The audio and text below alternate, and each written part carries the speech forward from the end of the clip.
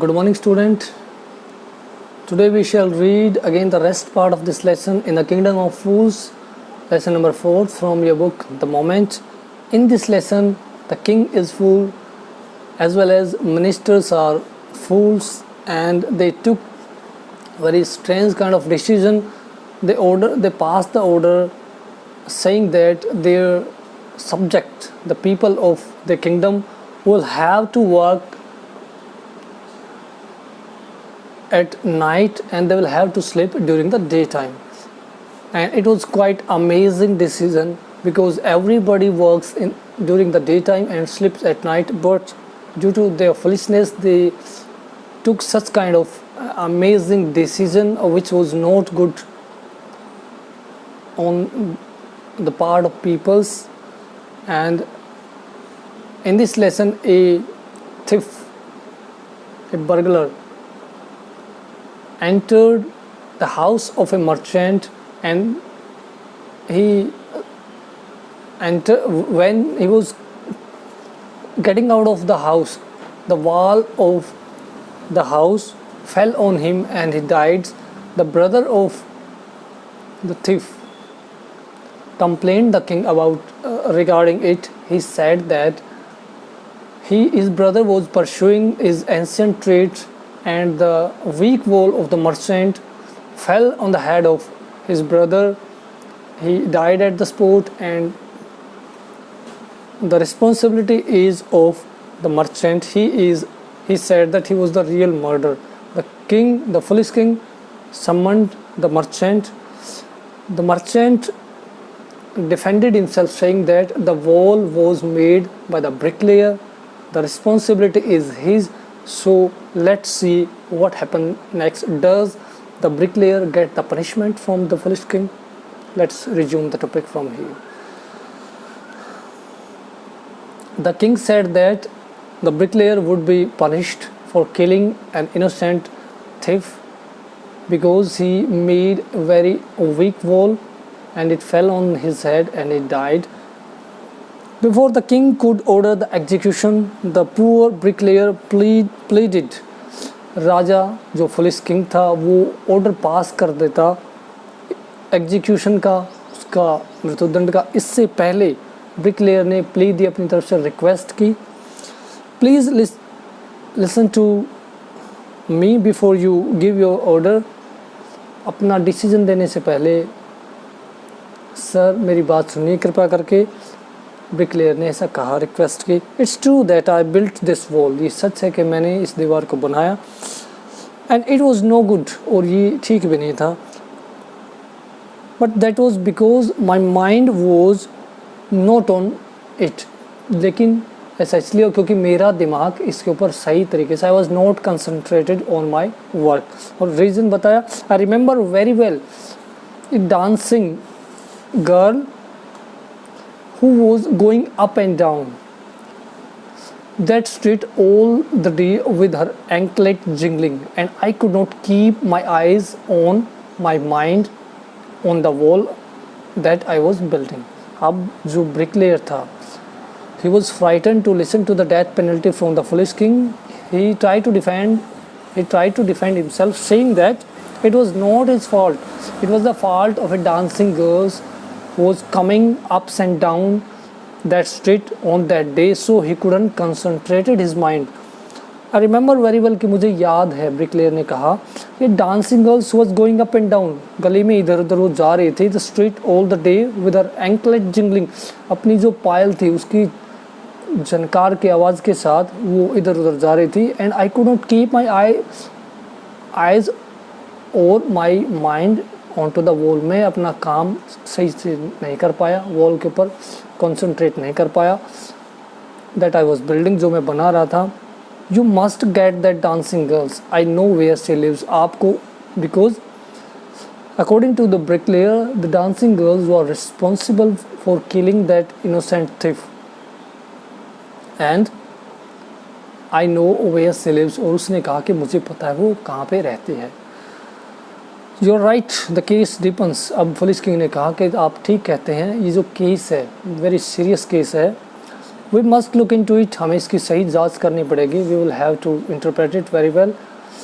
It is not easy to जज such complicated case. ऐसे जटिल केस को, मामले को ईजी नहीं इसका जज करना, इसका डिसीजन लेना इस पर. Let's get that dancer wherever she is. उस डांसर को बुलाओ, वो कहीं पर भी रहते. उसने ऐसा ऑर्डर पास किया. The dancing girls now an old women. अब जो नाचने वाली लड़की थी वो अब बूढ़ी महिला हो चुकी थी. केम ट्रेम्बलिंग टू द कोर्ट. कांपती हुई राजा के दरबार में वो प्रोड्यूस हुई.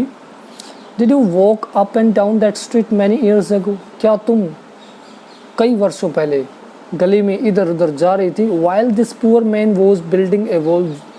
जिस समय ये poor bricklayer building the wall, wall का बिल्ड कर रहा था, बना रहा था, कंस्ट्रक्ट कर रहा था. Did you see him. क्या तुमने उसे देखा. Yes my lord, I remember it very well. हाँ मुझे याद है, अच्छे से याद है. So you did walk up and down. तुम इधर उधर जा रही थी, गली में चक्कर लगा रही थी. With your anklet jingling. और अपनी पायल की छनकार की आवाज़ के साथ. You are young and you distracted him. उस समय आप यंग थे और आपने इनका ध्यान भटकाया. So he built a bad wall. और इसलिए इसने एक वीक वॉल कंस्ट्रक्ट की. It has fallen on a poor burglar and killed him. ये एक गरीब चोर के ऊपर गिरी और उसको मार दिया. You have killed an innocent man. तुमने एक निरपराध इनोसेंट मासूम व्यक्ति का कत्ल किया है. You will have to be punished. और तुम्हें इसका पनिशमेंट मिलेगा, इसका दंड मिलेगा, सज़ा मिलेगी. The foolish king said so. मूर्ख राजा ने ऐसा कहा.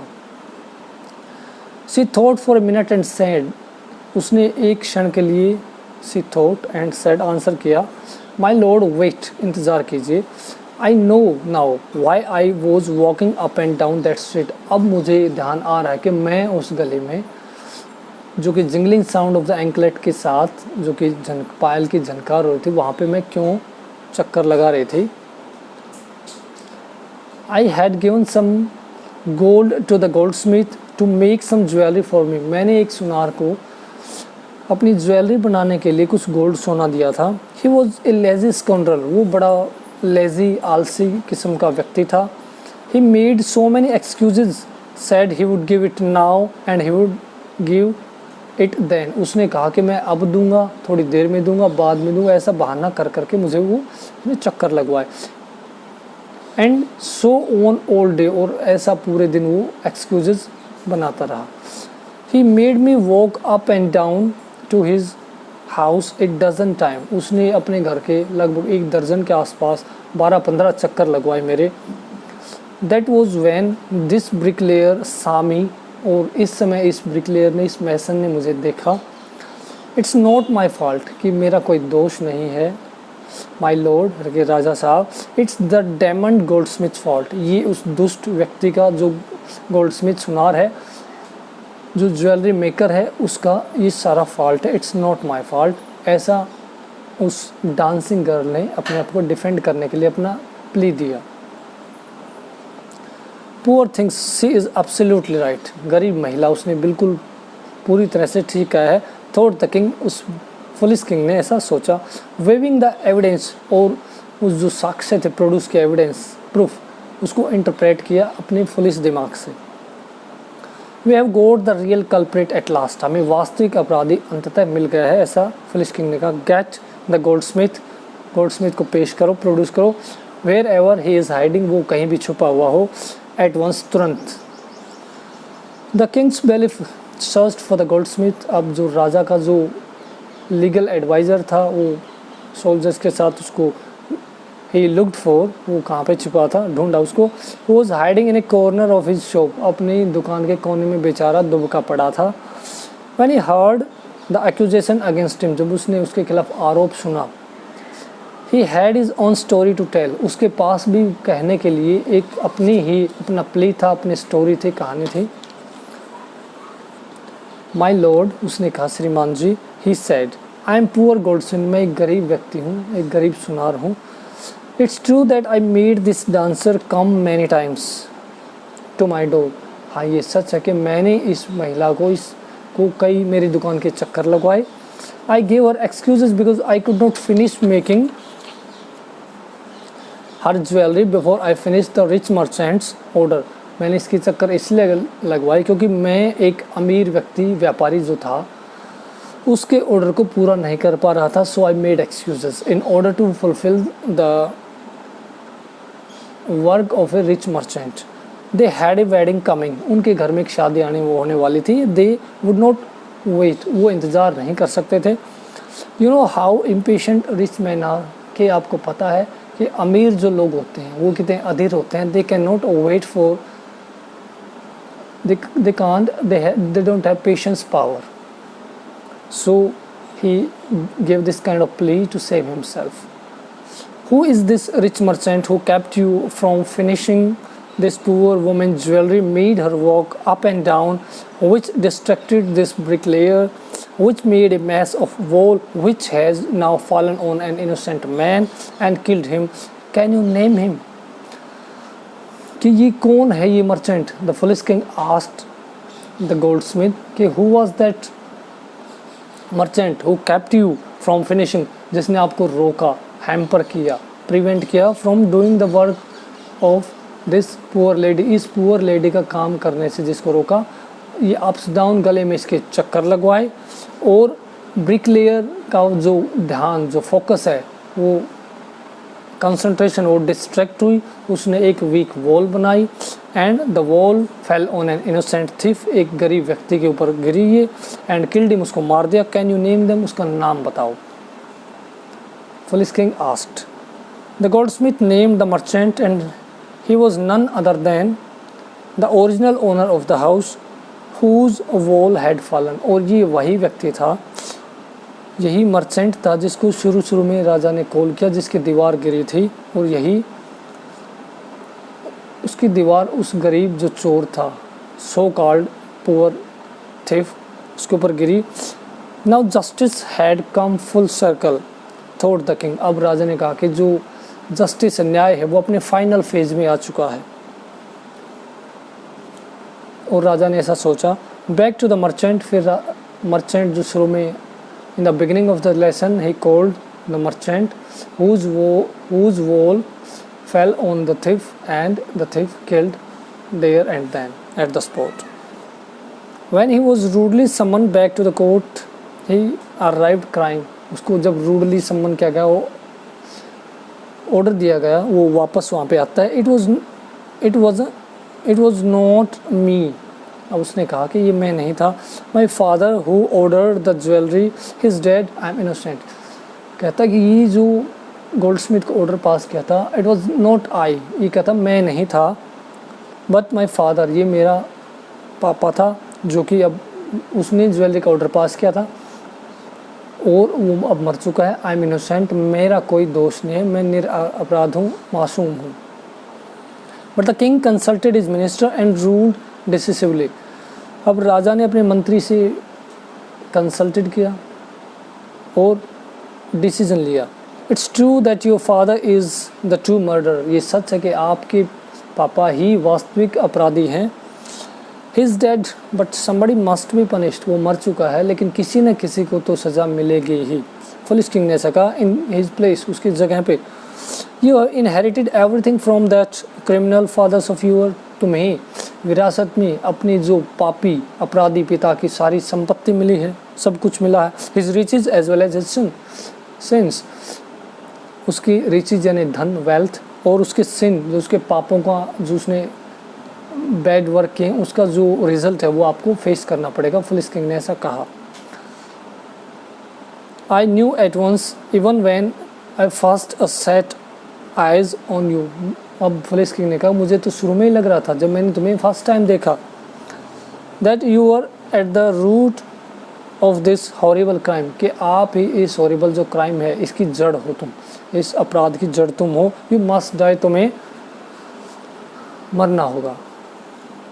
And he ordered a new stake to be made ready for the execution. अब उसने आदेश दिया कि एक नया फांसी का फंदा इस मर्चेंट के लिए रेडी किया जाए.